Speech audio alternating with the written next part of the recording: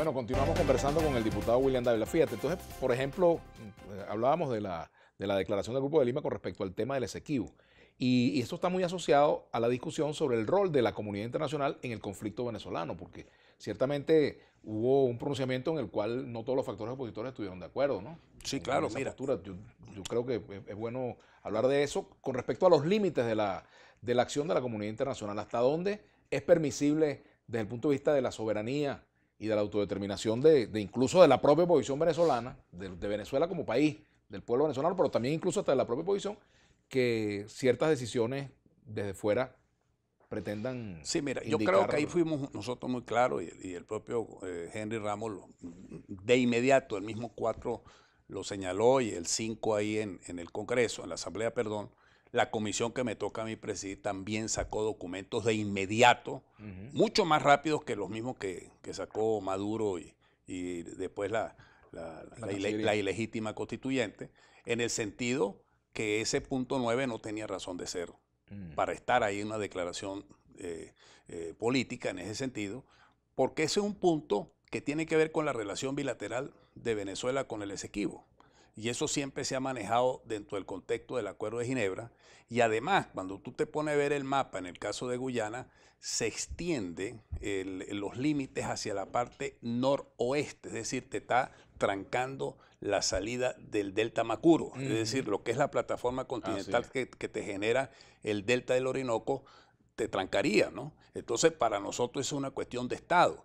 Y Acción Democrática siempre ha sido un partido que ha tenido el protagonismo en la defensa de nuestro territorio y particularmente en el caso del Esequibo. No olvidemos que Rómulo Betancourt en el año 60 es el primero que denuncia el lado orbital de 1899 en democracia, porque las dictaduras nunca han sido vehementes en eso.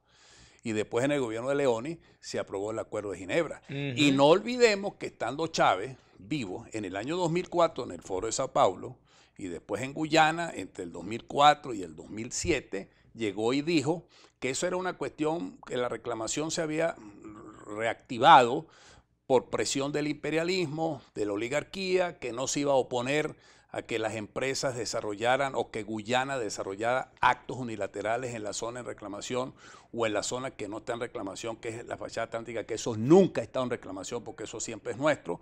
Incluso el propio Maduro aceptó una invitación a Guyana después que el ministro del Ambiente de Guyana en California declarara que habían dado a Nardaco, a una empresa petrolera, unas concesiones en esa zona. Es decir, ha sido Chávez y Maduro los que han entregado territorio. Ellos son los que han cometido actos de traición, no nosotros. Entonces, en consecuencia, lo que hicimos nosotros fue reafirmar una posición histórica. Además, la Asamblea Nacional desde el año 2016 ha aprobado cerca de 10 acuerdos, se nombró una comisión especial, fuimos a la isla de Anacoco a reafirmar soberanía y lo vuelvo a decir aquí enfáticamente, Vladimir, es en democracia donde nosotros estamos seguros. Mientras estas dictaduras sigan, mientras este despotismo y esta usurpación siga, nosotros no vamos a tener garantía ni seguridad de la defensa de la integridad de nuestro territorio. Fíjate, seguimos en un punto, William, que es importante ver, volviendo a la política interna, y es el hecho de que, bueno, ha habido todos los pronunciamientos de la oposición con respecto al acto que tuvo lugar hoy de juramentación del presidente Maduro, y hay un hecho concreto, ahí está el gobierno, ahí está el presidente.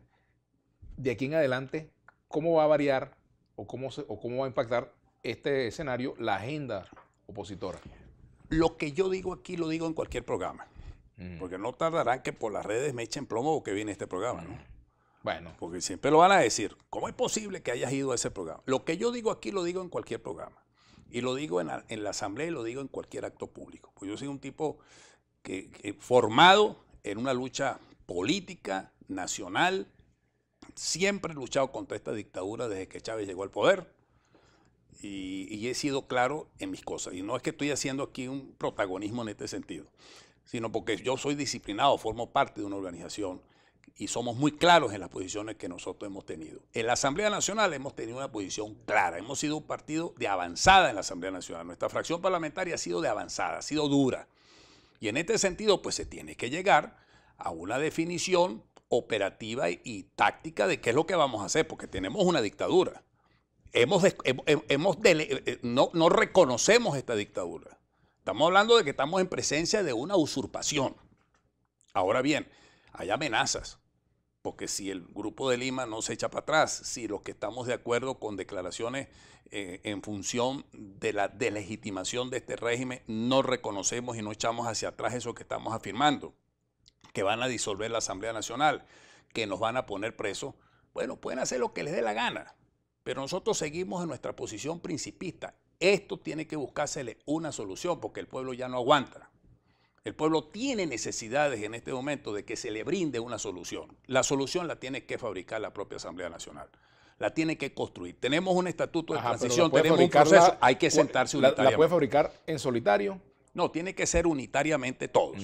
Todos. Unitariamente todos.